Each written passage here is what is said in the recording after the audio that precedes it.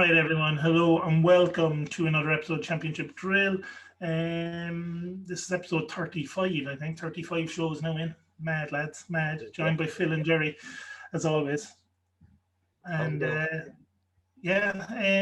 some crazy games yesterday in terms of results and things. Again, not ferocious number of shocks and that, but some mad stuff happened in the games, and I suppose we'll dive straight. I know we'll talk about later, but the Middlesbrough game especially.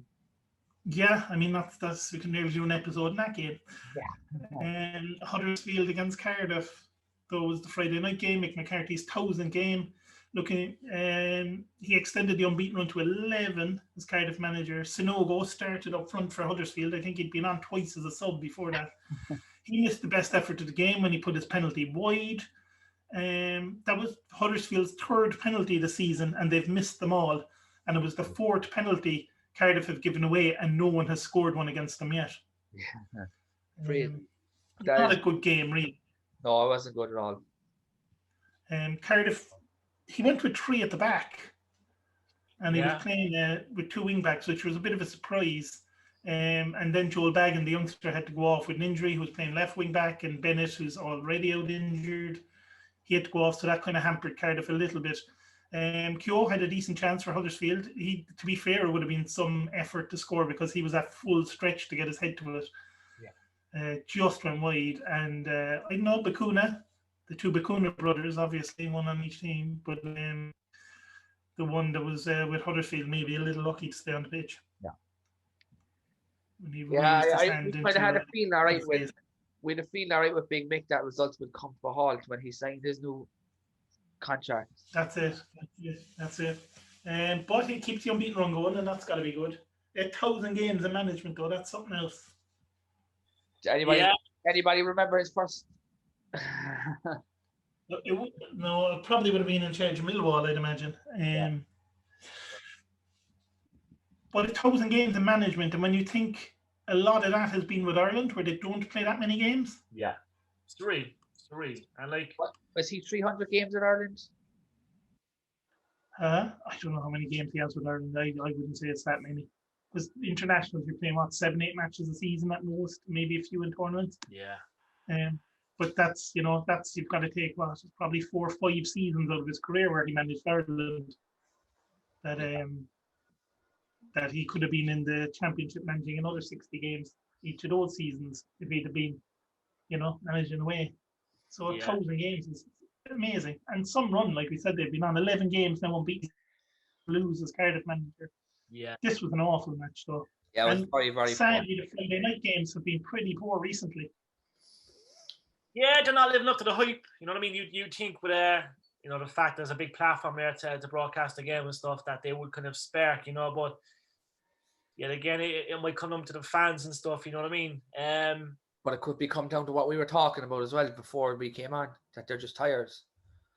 Well, that's definitely a factor. Jesus, the amount of games, the pressure, the fact they're chasing a playoff, it's surreal, you know what I mean? Huddersfield are obviously in a relegation battle where Cardiff are on the up and they're looking to break into that top 6. But it's you know what I mean? It's disappointing when you get a 0-0 on a game like that, on a day like that, Now, they'll both take the point, you know what I mean? I think Cardiff will be, they're not going to be ecstatic about it, but I think the fact they have a point, they're still in contention, they'd rather chase that playoff than be in that playoff, I think, you know what I mean? I think they'll come out very strong the last couple of games, I think they were in the playoffs with 6-point lead, that you'd see a different approach. Always. I think you're better off as an underdog leading up, you know what I mean? We're going to see a lot of teams, perhaps, well, not a lot. There's only going to be 4 teams in that top 6 that, will have to go into a playoff, but I think you're going to see at least 2 of them drop out, and we've seen, Bournemouth drop out already. So that's the start of it. I think Reading are going to be next. Yeah, I think so. Isn't Barnsley now are 3 points behind Reading with a game in hand? Different goal difference. Yeah. It's but like you said, there was kind of a case of that on Friday night, right, where teams looked a little tired, and there was a few teams yesterday looked kind of tired. Yeah. So those that are not playing midweek are going to have a nice rest now. The ones that are playing midweek will not be at that disadvantage again when they play at the weekend. Yeah, it's grueling, Steve. It's grueling. Like we're seeing this year, in any league in England, it's the most with consecutive injuries. Like, you know what I mean? It just goes to show they did not have a proper pre-season. They were all kind of rushed back into it. But like, we're seeing, I think it was something like a 39% rise in injuries in the first 6 months of the restart. So like, that's telling you now, towards the end of the season, I can only imagine how bad. Like, these players are probably going to get an extra week off. Like, you know what I mean? You know, normally they get a couple of weeks. I think it's 2-3 weeks. But like, oh my God, like, they've had a grueling season. So the like, Euros as well is starting as well, sure. Yeah. It's mad. Yeah.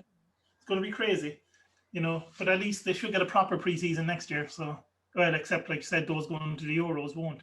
Yeah, hopefully. And also, I think the Olympics are on. So, you know, there's talk of players leaving to go to the Olympics where you're allowed. I know it's over 23 players you're allowed to bring. I know there was talk of Egypt wanting Mo Salah to go play for them in the Olympics. Yeah, he'll be there. You know what I mean? You know, he'll definitely be there. Yeah, no, it's crazy. Actually, look, we've seen with our own eyes what's happened this season. Like, it's mad. You know what I mean? Could not put it into perspective. If you would have said to me 2 years ago, in 2020, there's going to be a thing called COVID, pandemic, no fans in the stadium, you know, Olympics, Euros halted for a year, do you know what I mean? Game is postponed. I would have laughed. I'd be like, no way. Football is too powerful for that. But it's happened, and we've seen the effects, and we're seeing players get injured left, right, and centre. So, mad. Yeah, it's crazy. We'll move on. So I suppose to Watford yesterday afternoon. Good win for them over Forest. Not a bad game, really, in terms of teams. Forest were pretty good in this one as well. Worrell at the back was very good for them. A lot of tackles, a lot of clearances. The only goal came from Sarr. Nice bit of work to beat his man. Fired the ball across from Messina. Took home. Shouldn't have counted. Yeah. Forest were very, very good. We'll come back to that there now in a second with you, Phil. Forest were very good. After that, they brought on Cafu and Lolly. I think Christie fired over, Knockhart put one wide. Cafu had a strike that deflected just wide. Bong missed with a header, and Gray had two great chances, one in each half. For Watford, Sarr looked pretty dangerous, and I know Jerry Loves will use. He was very good as well yesterday, kind of dictating the play for Watford. But yeah, Phil, if you go back to the goal there, I definitely think he kicked the keeper in the head. Yeah. I mean, the keeper was kind of a funny one, wasn't it? Where the keeper got knocked in the head and got up. He was clearly not all there. He was a little woozy. Yeah. And when they talk about the new head injury protocols and things like that, I know it's kind of mad when the ball is in the box breaking to someone about to score, but the keeper clearly had been hit in the head and wasn't right. Yeah. And kind of every second counts in those cases because, you know, okay, he turned out to be okay, but I mean, that could cause the bleed on the brain, could have caused anything. And but again, that's where VAR comes in, like they would have spotted that. Yeah. But even just from a health and safety point of view, like if someone gets a whack in the head like that, it's, you know, it's up on to the ref to stop the game immediately. Yeah. Get him looked at. But I think it's because he got up so quick. Yeah. That's what you could do. Get up so quick, I suppose. You know the way we've all got a knock in the past. Oh, yeah, I'm fine. You know, because the boys are looking at you first of all. Yeah. You don't want the embarrassment, and then you get up there and you're like, oh, I'm a bit dizzy. Yeah. Very dangerous. Yeah, and your guy will use yesterday, Jerry. Very, very good again. I remember him, Steve, when he played with Derby, and he was linked with Liverpool. He was linked with Chelsea. He was linked with some big teams. Had a slight injury and never really, you know what I mean, got going in towards the end of the season with Derby. But like, you know what I mean, he's been immense. You know, we see him obviously in the Premier League, and obviously, you know, with Watford, he's been amazing. Still only 24. I reckon this guy can still be an England international. You know, he's played 21 on the 19s. I reckon if he goes to a Premier League club or Watford go back up, then obviously I reckon he will be an England player because he's quality. He's got all the attributes. You know, like since the age of 18, 19, he's been immense. And he's just a player I always remember because I always remember he had that kind of long kind of hair, blondish kind of hair. He always kind of stood out on a pitch. Reminded me of a fellow called Sean Thornton I used to play with. We played with Sunderland and Drogheda. I always remember out in Torres Cross. So yeah, he's a great player. He's really leading the Watford lineup, and I think he's going to be a massive player. I really do think he'll be an England international as well. And you know, it goes to show he's been very consistent. Yeah, and yesterday he kind of a different role than he's been doing. He kind of dropped that little bit deeper, and he was just spraying passes around the place. Showing his ability to pass the ball yesterday. You know, he's very good. We move on to Barnsley, who we talked about. 1-0 winners yesterday. An awful game, really. Very game, but unbelievable goal. What a goal. I mean, we talked about Dyke when he first came into Barnsley on loan from Orlando, that he has this ability to score goals. Yeah. But I don't think he's ever scored one like that before. I mean, no. I would love to know, and I don't know, did you watch any, like the highlight show, that if anyone had a speed gun on that shot? Because I would love to know how hard he hit that ball. Yeah, it seemed to be in the back of the net before you could see it. Yeah. Like the goalkeeper really shouldn't be beaten there, but like the amount of speed on it and the power. Yeah. There's no way any keeper that's ever lived could have saved that one. It was going so fast. It would have probably taken his hand clean off. But yeah, Birmingham are not good in this. Very, very poor. Yeah, I mean, they've done okay. 7 points from the last 4 games coming into this one. No shots on target in this one. Barnsley didn't exactly create a lot either. But we talked about the manager last week when he came into Barnsley, and job he's done. So I looked into that. And since Ishmael's taken charge of Barnsley, they've played 27 games. Yeah. In that 27 games, they've taken 53 points. And only one team, that's Norwich City, who've taken 60, have got more points across those 27 games than Barnsley. Brilliant. Yeah. It's a great story. But even the side Darryl Dyke lads, like from Orlando City, like this guy's 20 years of age. I think I remember Stephen Beattie was on about him, because I think he was out in Virginia, and I think he was playing with Virginia Cavaliers, and I know Darryl Dyke played with them. But like this guy's 20, on loan from Orlando City. Yeah. I think he's got 8 goals in 17 games for Orlando City. Like for him to come to Barnsley, a club that were really looking like they were going to get relegated, and do what he's doing has been incredible. Like he's been pretty good the last couple of games. 20 years of age, and 3 in his last 4 games or something. Yeah, he's 6'1". Like he is the total package, and I'm telling you, first of all, for them to pull off a signing like that, it's brilliant, because normally when you sign someone from the LLS, you kind of say to yourself, right, look, you know, is it a step down, a step up, or whatever, you know, like, well, he's come into the championship, and as you say, Barnes, you know, we're in that top 6. They're looking good a game in hand. Like this Darryl Dyke lad could be huge, you know, this could be, you know what I mean, a huge thing for him. 20 years of age as well. Like it's... And the thing about that as well is the manager could easily use him as a sub player because he was 20. Yeah. Surreal, but it's a great story. Like, you know what I mean? Great story. Like this, he's only broke onto the scene pretty much 2019, 2021. He's helping Barnsley chase a Premier League promotion. That's a great story.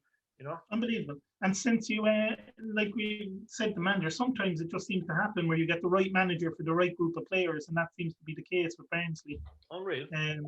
Brilliant appointment from them, and like we said, only Norwich have taken more points since he's been in charge. Yeah, like we laughed. We probably laughed, lads, and I'm not going to deny. We probably laughed when we heard, you know, like we couldn't pronounce his name. First of all, I knew he obviously had a great career.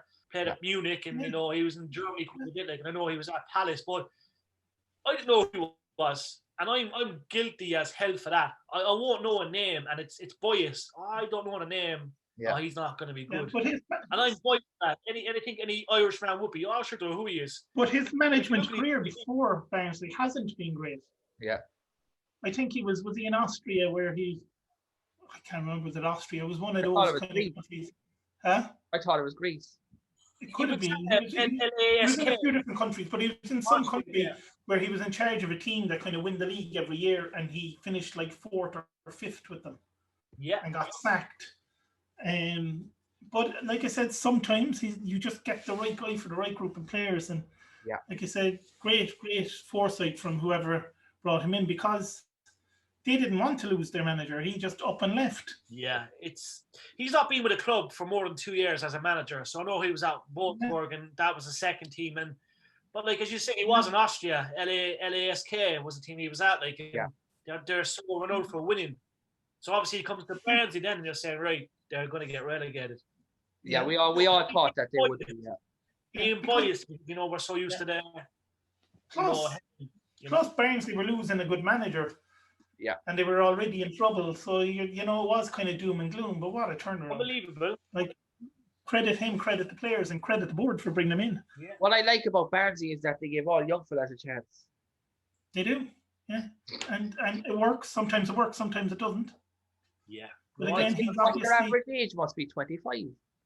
Yeah, and maybe that's why he suits them, because he's been known more as a kind of a coach, and he probably worked a lot in the youth setups when he was coming up through, and maybe he just knows how to work with young players better than he does with the more seasoned veterans. I love his interviews after matches. Brilliant. Unreal. Yeah. When you said it to me last show, I googled it. I actually went out to YouTube and I checked it out, like, and I was like, you know what? He looks the part, he walks the walk, you know, and I really do fear, like, if Barnsley go up, they're a team that will be they'll be rated. There'll be players that every club will want. Yeah, I don't think they'd go though, because they're in the Premier League. Yeah. So we'll wait and see. We'll wait and see what happens with Barnsley. But well, like we said, like, if they don't go up, they're going to get rated. Yeah. Well, that's what I meant. Yeah, if they stay in the Championship, they will be. Yeah. Well, you look at them, like we said last week, their 6 wins in a row was their best run in 100 years, and now they've won 7 on the bounce. So, unreal. You know, I mean, they're making history now as well in terms of club history, in terms of the run of wins they're on. And obviously, they've got a big one midweek before they play Bournemouth next weekend, which will be a huge game. And we'll come to that later. We move on then to Bristol City QPR. This was one, I suppose, when we were talking about it on Friday, we said, like, if it was 2-0 Bristol City or 3-0 Bristol City or 3-0 QPR, it wouldn't surprise you, because you know, it's one of those games where either team could beat the other on their day. And again, I'd say Pearson was absolutely raging again. Yeah, QPR were kind of dominated in this one. Cheer Dickey with the goals for QPR early enough. I think they scored 2 goals inside the first 25 minutes or something. Yeah. And the game was kind of over then, really. 5th game in a row, Bristol City have lost at home. Something they need to try and better, obviously. Wells had a good chance for them to make it 2-1. QPR haven't won at Ashton Gate in 11 attempts. 2002 was the last time they'd done it. Chair had a chance to wrap it up, and I think Pearson brought on Pearson, ironically, the teenager, on for his league debut, and he had a shot that was kind of saved easily enough by the end. But it's nice to see them. You know, I suppose, like you said, and I suppose we talked about it a little bit, where they're one of these teams, Bristol City. They're not in a good run. Obviously, they want to pick up a few wins, but they're kind of in no man's land where they're not going to get relegated and they're not going to get the playoffs. A good chance to give some of those youngsters a run out now for the rest of the season and see what they can do. Tactically, they're wrong. I think they've got one up front. For Famara, I think Daidu, he's up front, like, but it's tactically they just look off shape to me. Do you know what I mean? Like, defensively they're good. But they've got a guy called Zach Vanna. He's kind of playing the Mascherano role, which is nothing wrong with that. But do you know what I mean? I think it's there's a guy called Casey Palmer. I think he's been kind of hot and cold the last couple of games, but there just seems to be no balance there. Like, you know what I mean? I think it's always how you got a lone striker. Now some teams get away with it, like, you know what I mean? But it just doesn't suit them. I think it doesn't. Like, you know what I mean? Like with QPR, obviously you've got 2 boys just in behind Austin, where with Bristol they're backed up a bit more. So they're obviously tracking back that bit more. But it's I think if they had 2 strikers, like, you know, and I always said, you know, I always liked the 4-4-2. They're going to play a 4-1-4-1. So it's and it's interesting you say that, because that's kind of a system that Pearson used, you know, very well at Leicester that time when he, you know, the year before they won the league, when he somehow kept them up. He switched to 4-4-2. So it'll be interesting, all right, Jerry, to see do they switch to that in the next couple of games. Something to keep an eye on anyway. Yeah, definitely. It might suit them. Move on then to a big win for Coventry yesterday. Here again. Just before we go, here again was immense. Very, very good. And the sooner Ireland can try and, you know, talk to all his family, the better. Send him over potatoes. Send all the family over potatoes and some club orange. Get him on side, because he was brilliant. Derby, same problem they've had all season, really. Good bit of the ball, but do nothing with it when it comes to the final third. Exactly. You know, BMU with the goal, like I said, raced onto the ball. O'Hare, I think, was involved in that as well. He slotted home. He kind of like blocked it, And does that go down as an assist, even though he's? It depends. If it's fantasy football, it does, because they have to give the assist to someone. But I think in general it doesn't count. It's like Willian got an assist, I think, last week in the Arsenal game for the Pepe goal. But technically it's not an assist because it was actually a shot that deflected off the defender to Pepe. So it's not really an assist. I'm thrilled for Coventry though. Absolutely thrilled. Yeah. Big win. I mean, Kazim Richard has one chance where he kind of just glanced the header wide in the second half. Again, it's when those Derby look safe, suddenly they're losing a few games and they're dragged right back down into it again. 6 points now. I mean, they should have enough to stay up still, but they can't keep losing games. No, it's all the hard work and it was kind of going backwards. But like we spoke about how Coventry would be so dangerous towards the end of the season. Like they're playing attacking football all season. They've not really let down their guard, been unlucky with results. Yeah. They deserve to stay up, and I want them to stay up personally because I know, lads, when we can fly and the restrictions are all done, we're going to be going to a couple of championship games, and Coventry is a place I'd love to go to. The Rico Arena would be class, yeah. But I just want to go there, like, and I want to try the traditional, if you go to a chipper, like, obviously every have something different. But I just want to go. We'll start the vlog. Yeah, and like as you know, we'll start the vlog. Yeah, it's Chippers of championship rounds. Yeah. I love it, but they're fantastic to watch. As I said, Coventry are brilliant, and I think it's a couple of, like, it could be a 5-year plan, it could be a 3-year plan where look, stay in the championship and then obviously challenge then in the championship. But if I was a football player, you know what I mean, I'd know who Coventry are. But I'd be worried that O'Hare's going to get sold. Yeah, it's always a danger. But look, it might be a case of if they can get a good fee for him, reinvest that into the squad. Yeah. And you might lose one good player, but you might be able to bring in 3 or 4 decent players with that money. And, that could help them. Like, what's he worth? Is he worth 5 or 6 million? He's probably going to be worth more. It depends who comes in for you, really, these days, doesn't it? More than anything else. Like, if a Premier League come in from, if he's 8 million in Championship, he's going to be 16, 17 million to a Premier League club because the prices go up. Yeah, he's 22. Obviously, started his career at Villa. He's been at Coventry since 2019. So, you know what I mean? Obviously, get him signed up to the Irish team first. Obviously, he played under 20 with England. But look, he's definitely working on. That's all right. We can forgive that. They've a couple of our lads that played under 21s for us. Grealish and Rice, we can forgive him that, but so it'll be good to see. Move on to Millwall, Blackburn. You said earlier in the week you fancy Blackburn to get a couple here, Jerry, and you were right. They did. They got the win. Interesting, because the questions of the manager we were talking about in midweek.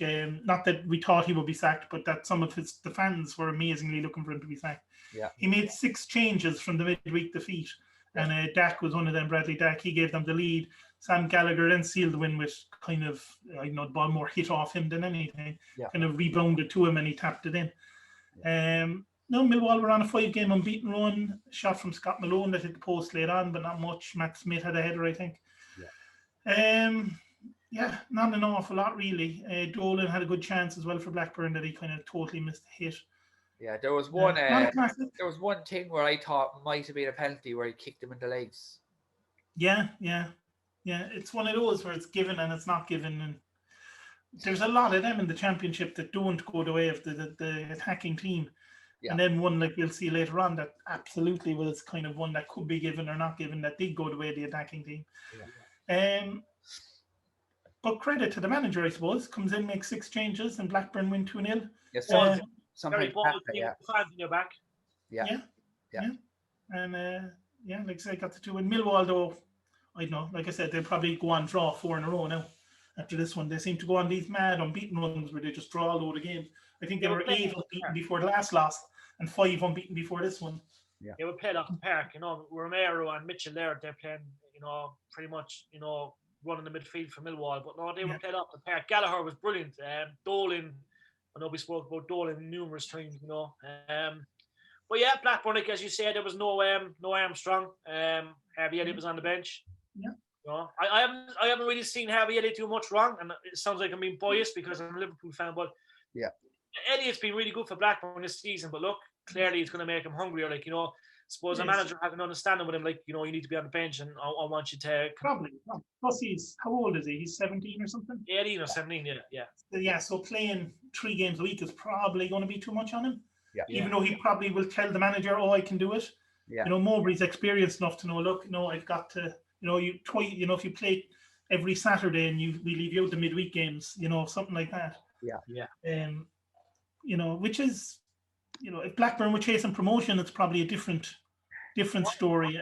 You know, but he's got to kind of manage the player as well and look after his future and not overwork him, because, like we said, there's been a lot of tired players, especially this weekend that we've seen, and so, like I said, it's probably the fans don't understand it as much because they see how good he's been and they want him playing every game, but he can't play every game because of his age. He's just not going to be, you know, he's still growing and everything. There's players out there, Steve, that know how to look after themselves. You know what I mean? Like, you look at Pookie, he never looks like Pookie can play 3 games a week. Always looks like he's energized. So I suppose it comes down to being able to look after yourself as well. Obviously, you know, you've got physios and you've got people looking after you, but there's obviously ways of keeping yourself in good kip as well, like, you know. Yeah. And I think you find too sometimes the youngsters they don't know when to rest in a match.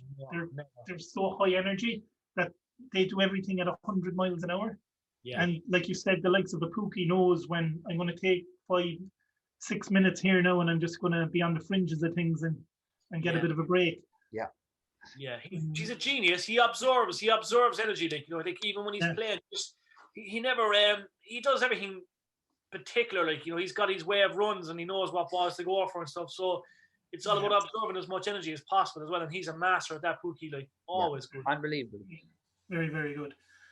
Move on then to Norwich. We're absolutely flying it again. Like, it's kind of a case of when they're going to wrap it up at this stage almost.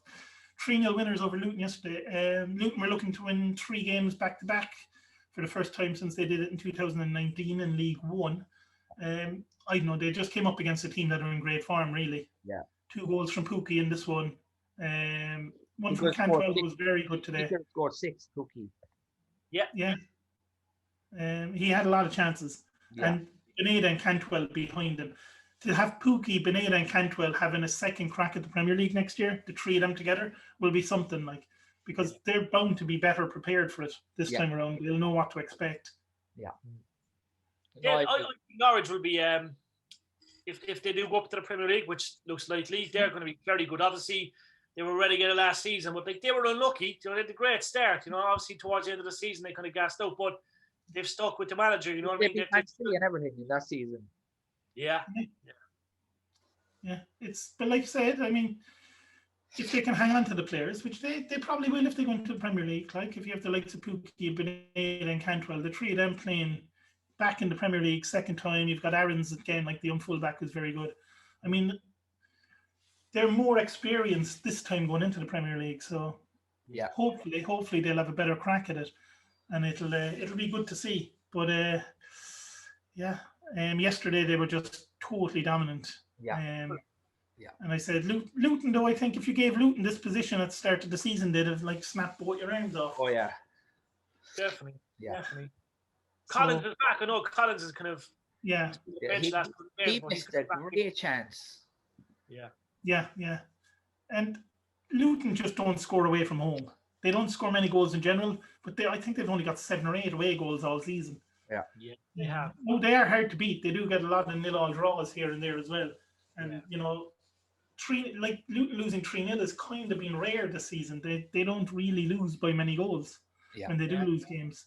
Surprise as well with Thomas Ince playing in midfield. Obviously, Thomas Ince, he's known to be a goal scorer. Like, he's like his dad's role out playing kind of centre mid, you know, behind 2. Like, but I'm just surprised even because he's got a lot of pace, Thomas Ince. You know what I mean? He's a great goal scorer. Yeah, I'd maybe try and push him up with James Collins. You know? Yeah. I mean, they need to get people up that end of the pitch as much as possible, try and get a few goals. But like we said, they'll be happy enough with their season, and you know, it's just one of those is who can they bring in and who do they lose now? Yeah. In the summer, because you know it could go either way for Luton. They could become one of these teams that stays mid-table for a few seasons, or you know, if they lose too many big players, they could struggle again next year, which is not what they want. Move on then to Preston Bournemouth. Another draw, 1-1 in this one. Bournemouth dropped below Barnsley because of it, out of the playoff places, like we've mentioned already. They're playing Barnsley next weekend. Huge game that'll be, especially given Barnsley, if they beat Derby midweek, will be 4 points clear then. This one, Ched Evans, couple of chances for Preston that he should have done better with. Although one was at a pretty tight angle, and he kind of hit the side netting with it. I know Bournemouth dominated really until it was 1-1. Solanke. Solanke's strength to hold his man off the play through Danjuma was unbelievable for the first goal. Big lad, he's a big lad, yeah. Danjuma finished it off, so it was 1-0. Preston upped it a little, and it was kind of a pass from Cook. Someone said a classic Johnson goal for Preston, and it was like, did they even see it? It's like the Bournemouth player played him through. How often does that happen? Cook played the ball basically to Johnson, who ran on and finished. And after that, Preston did fairly well, probably had the better chances. Solanke fired a shot right at Everson, right for Bournemouth, and Whiteman saw his effort tipped onto the bar. Good save from Begovic for that one. But kind of a crazy one for Preston, because it was one of those games from till they equalised and suddenly they came to life. It's so hard to beat them up, isn't it? Because like we 1 week we're on about how good they are, and then the next week, then we're like, Jesus, like what's going on, lol. But look, it was a great point from. And the fans are like that too. If you were watching the fans during the game yesterday, it was like, oh my God, this is awful, and the way we're playing and the long ball and everything. And then Bournemouth scoring, it goes, oh God, we're terrible in this. And then they score a goal, and suddenly it's like, we're not bad. And then they have a few chances, and at the end, the fans are like, that's not a bad draw, really, against the good Bournemouth team. Yeah. Like the attitude changing as the game goes on, that kind of sums up their season. Yeah. Like you said, they look so good 1 week and then so bad the next week. Although the lad on loan that I know you like as well, Vandenberg, the manager, signalled him out yesterday for some praise and how well he's played the last few games for him. He was very good again yesterday. Yeah, he's fit. He looks like he's not afraid to challenge. Obviously, he's demanding. You could see the way he's kind of giving orders and stuff. You know, it's great to see a young lad come into a club and actually give orders and not take shit. You know, he knows how to direct the players, and you can see him. You know, even with free kicks, even with long balls, he's got a good eye for it. You know. Absolutely. We'll move on quickly here. So to what is the next one? We're on to Reading, Sheffield Wednesday, I believe. 3-0 win for Reading, which they need, like we said, that one of the teams you think could drop out, so they really have to keep winning games.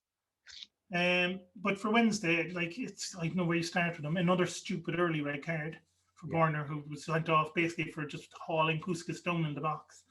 Ulisse fired home to make it 1-0, and it was kind of how many for Reading at that stage. Joe and Yedem both getting goals to make it 3. In the game, never really a contest after the red card, and I don't know how many times Wednesday have done that this season where they've had someone sent off in the first half and it's just cost them. Yeah. 6 defeat in a row though for them, 7 points from safety, in a lot of trouble. But you've got Barnsley, Cardiff, Swansea, and maybe Borough if they can put a run together, competing for 2 playoff spots with Reading. Vital that they keep winning. Yeah. I think we've said it before, but I think Reading are actually going to be fall out. So I think they want to fall out. Yeah. You can't look too much into yesterday because they were playing against 10 men for 80 odd minutes, 70 odd minutes or whatever it was. You know, there was one part that I found hilarious when they took a free and hit his own player. Yeah. I mean, Darren Moore is probably wondering what the hell have I got myself into here. Yeah. I kind of said to myself, because obviously Reading have really done well all season to stay with the air. And I mean, I said to myself, like, I keep saying they're going to drop out of the top 6. And why do I keep saying that? I just don't know why I say it, because they keep me wrong. But obviously there's something in my body telling me that it's just maybe they will just somehow drop out of it. Like, I don't know why. I don't know why I'm not going to other teams like Watford and all these teams, but it's just something telling me that they might drop out. I mean, it was Forest last season, wasn't it? They were up there most of the year. Yeah. Looked like there was absolutely no way they were going to drop out of it. And suddenly, with that mad set of results on the final day, and Swansea went ahead of them. Yeah, it's football. It's fun. Cardiff are in good form. Barnsley are in great form. Borough could turn it on. Swansea could turn it on. You know, Bournemouth rather could turn it on. I should say, not Swansea. Bournemouth could turn it on. And it's a lot of teams pushing for 2 places. You think Barnsley, Cardiff, Borough, Reading, and Bournemouth for 2 spots. Yeah. And it's Reading are one of those where they're just going to have to keep winning, I suppose. And they've done it most of the season. But like you said, when you have those feelings about it, and Phil is coming around to that way of thinking too now, that it only takes a couple of defeats, like we saw with Bournemouth, not even a couple of defeats, just a couple of draws, and suddenly you're out of there. Yeah. And the appointment of Woodgate as well. We move on to Stoke City against Wycombe. I suppose Wycombe did their best to defend here, but they should have lost by a lot more. They should have. They should have.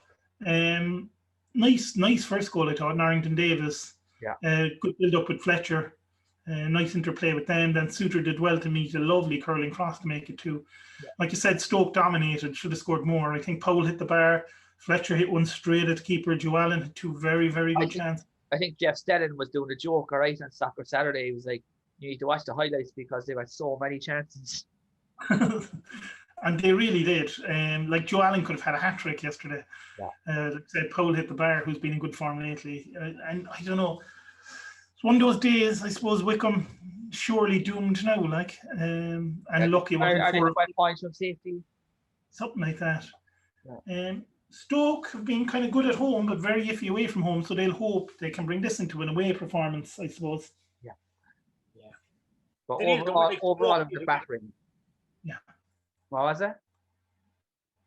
Stoke needed to win the game. Yeah. They needed to. Look, I'm a huge Wycombe fan, but I think Stoke needed to win that game because they were on a bit of a not much a losing streak, but I think it was 8-9 games got to win maybe, or I think they've lost like 7 or 8 in a row away from home. Yeah. Like at home they've been okay. But like you said, they needed a good win in terms of like a win and a performance really, which is what they got. But thankfully. Interesting to see now if that's going to turn and they get that win in their next game out, which I don't know, are they home or away? To be honest, I haven't looked that far ahead as such. They're away to Middlesbrough, so that's not the easiest place to be going to try and get your first away win. Oh, definitely not. So there we go. We move on to Middlesbrough, I suppose, while we're talking about them. The last game, saved the most controversial for last, I suppose. Neil Warnock was great in this match. Yeah, to say he had a few words for the ref, all right, would be an understatement. Did they take the whole your hand back as well after the first one? Yeah. I suppose Borough looked good early on. If we talk just about the game, we'll come to the controversy in a minute. Borough, a few early chances. Balassi had a particularly dangerous effort. Swansea took the lead through Ayew after the Borough defence made an absolute hash. What happened there? There was 2 players went for the same ball. Yeah, they kind of tackled each other, and then someone sliced the clearance or something. It was a Horahan free kick, caused all kinds of problems, and it came to Ayew anyway, and he took it home. Then came the first mad decision. Who was it Balassi again, or was somebody? Yeah, it was. It was Balassi. Balassi went for the ball, and he got the ball, and then your man threw himself down. And Bola fired it into the back net, some strike to make a 1-1. The ref disallowed it for a free kick when I don't think Balassi was within a foot of the guy that fell to the floor. Yeah. Clearly got the ball cleanly. How the referee gave a free out is beyond me. So that was the first mad decision. That goal didn't count. Yeah. So Warnock was kind of annoyed about that. Yeah. Then Akpom and Saville both had chances. They were just wide before Morsey did get the equaliser in stoppage time, and you felt justice for Borough because they really deserved it with how they played. Yeah. Game midweek, Swansea won it with a 96th minute penalty, 97 minutes on the clock here when Ayew slotted home. Yeah. And I know you've seen it a few times, Phil. I know if you got a chance to watch it, the penalty decision, it was one of those where it could be given or not given. So it's not so much the award of the penalty. It was a soft penalty to give away. The more I watch it, the more I don't think it is. Yeah. Yeah, it's one of those you see him given, you've seen him not given. Like it looked like that he kicked his leg. Yeah, but what annoyed Warnock as much as anything else is the ref clearly points for a corner and then changes his mind. Yeah. Yeah. And I know he was absolutely fuming, and Warnock is 72 years of age. You've got to worry about him when he's getting that worked up. Yeah. Not on him on. He was and Warnock's not a shy guy to have a go at referees, so he really let him have it after the match, and he said that he's going to be probably expecting an apology from like the referee's assessor, the top referee guy this week. He says, "I've got buckets of them at home. Like, what am I supposed to do with them?" Yeah, that was really very bad decisions. Very bad decisions. Yeah, and I think the fact that they had the goal disallowed earlier, which was like a horrific mistake from the referee. Yeah. Like this game would be a massive turning point because if we look at Swansea chasing a second spot pretty much with the game in hand, like them getting that win, it's an extra 2 points. Well, it could have been, last week, so they got 4 points. Yeah. Like I said, 96-minute penalty midweek. Like, and you think about that, all right, Jerry, don't you? When they get things like that go for them, like a 96-minute penalty midweek to win a game, 97-minute penalty this week. Like, is it just destiny that Swansea are going to take that second spot? You have to say so, yeah. Unless there's a little trick nowhere with the referees, Yeah, or just everything is going from. And obviously, Warnock, legend at Cardiff, will not have been happy either to lose to Swansea. They wouldn't be his favourite team. Yeah, it's just, I don't know. I feel for Warnock because they're obviously been chasing that top 6. Swansea have 2 games in hand, I believe, and obviously they won in crazy circumstances this week and last. It's looks like Swansea are destined for the Premier League again. Yeah, it seems that way, all right. It seems that way, and that's about all the games for the weekend. We look ahead to next week's games because there's going to be quite a few of them. But your best goal of the week, Dyke for me. Dyke. Yeah, unbelievable. Player of the week, there was quite a few contenders for this one. I thought Pookie as well, yeah. Yeah, I think I'd agree with you there. He was very, very good. The best team in the performance. Norwich. Norwich, yeah. I think we're in agreement on everything so far. We'll have to look here. Shock of the week, if there was a shock of the week. Probably Preston 1-1. Yeah. I'm going to say, I'm going to go to Coventry beating Derby, even though I could have called it. Yeah, that was one you probably didn't see coming. As good as they were. Yeah, I can't think of many. I'm going to give it to the referee in the Middlesbrough game for just how bad he was. We know refs can be bad, but he took it to a new level. So I'm gonna give it to the referee in that game. A few games midweek that we'll talk about. We'll come to the weekend ones then. We won't have a midweek show next week because there's just, I think, 3 games now. There's 3 games. Ahead, so one got called off. Yeah. So Tuesday we have Blackburn against Swansea. One of Swansea's games in hand. Tough away. I got to go Blackburn. Yeah. Swansea 2-1. Yeah. I think maybe a draw on this one. I think Blackburn will get Armstrong and Elliott back into the side for this one. Then there was supposed to be Luton were supposed to play Rotherham. Rotherham, obviously, their game was postponed yesterday against Brentford because Rotherham had an outbreak of COVID. So the game midweek is also called off already. QPR against Wycombe is the other game on Tuesday night. 2-1 to Wycombe. Yeah, I'd love Wycombe to win, but I think QPR. Yeah, I think maybe QPR here with a 1-0 win and Wycombe having 6 goals disallowed. Yeah. Wednesday, then there's one game Wednesday, which is a big one because it's Barnsley's game in hand where they're home to Derby. 1-1. Barnsley. Yeah, I agree with Jerry here. I think they're not going to make it 8 wins in a row. I think they won't lose it though. It'll be a draw, which will give them a 2-point lead going into the game against Bournemouth at the weekend. Over them. Friday night's game, Blackburn home again against Brentford. Blackburn playing Tuesday and Friday. Brentford. Yeah, I'm going to go with Brentford in this one as well, just because of the fact that they didn't play this weekend. Blackburn will have been playing their second game in 4 days or something. So Brentford will be that much fresher. But again, I just hope for a good game on a Friday night because we haven't had one in a while. Yeah. Saturday's games, Luton home to Swansea. Swansea, yeah. Yeah, I think Swansea in this one as well. Birmingham then have a home game against Bristol City. Birmingham will win 1-0. Birmingham as well, yeah. Yeah, I think a draw maybe in that one. Birmingham could use the window. Then the big one, Bournemouth home to Barnsley. Regardless of what happens midweek, Barnsley will be ahead of Bournemouth going into that one. So. I think Barnsley. Yeah, I think Barnsley as well. Yeah, I think there's just something about them. Like we said with Swansea, kind of meant to be. Maybe it's just meant to be for Barnsley. And plus, we said if you look at the run, like we said, 53 points in 27 games. They've been in good form for a while. It's not just the last 7 wins. Yeah. Cardiff City home to Watford. A big one for the promotion to Cardiff. Cardiff, yeah. Yeah, I think Cardiff might make this one too. Agreeing with a lot of things today. Derby home to Millwall, a game that's probably impossible to call and probably is 0-0 written all over it. Derby 4-0. Yeah. 4-0, yeah. I think it's 0-0 in this one. Because I think Millwall are just going to go on another run of 4 draws. Yeah, I think. Middlesbrough home to Stoke. It'll be a draw. Yeah, I could see this one being a draw as well. Low scoring, maybe 1-1. Which I think Stoke could use not losing away from home. Yeah.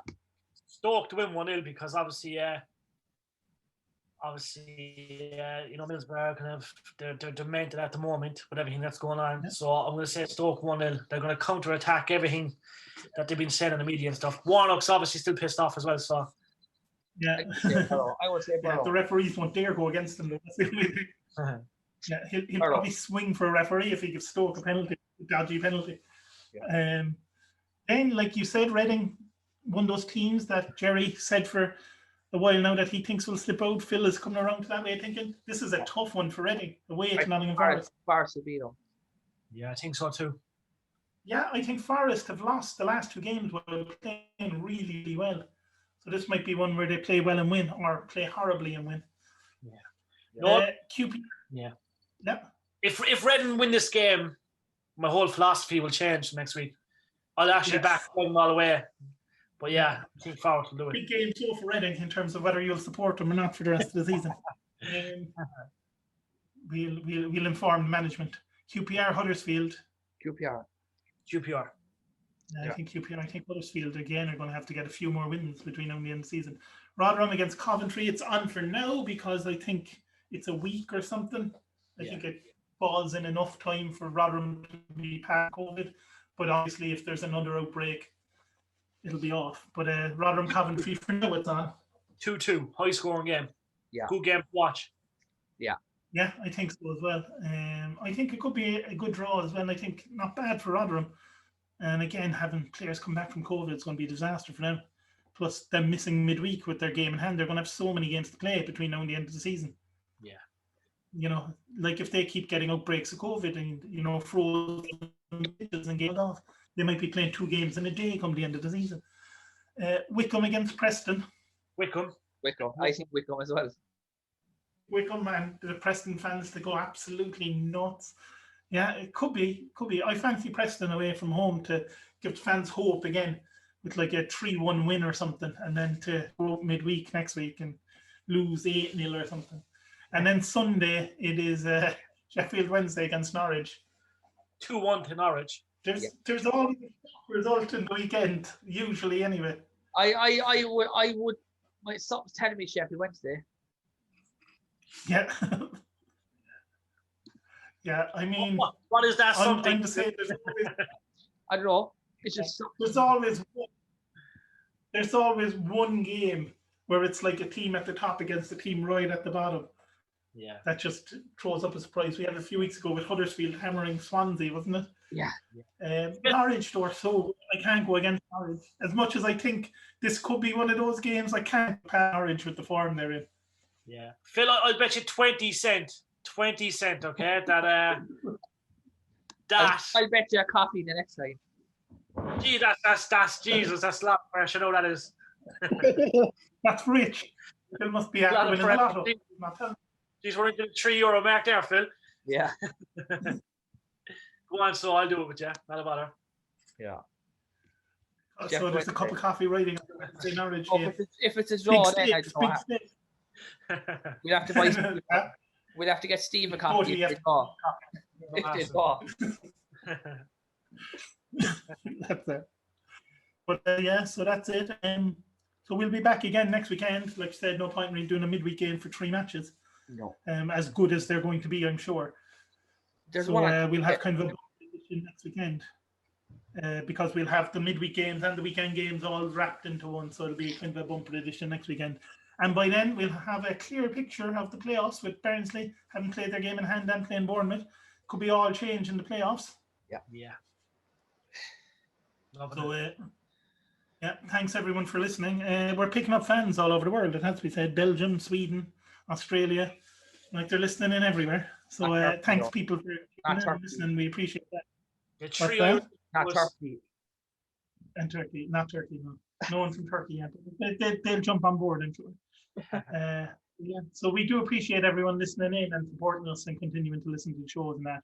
And all the kind of tweets and retweets and all that are much appreciated as well. So thanks a lot, everyone. And we will talk to you again next week. Yep, cheers.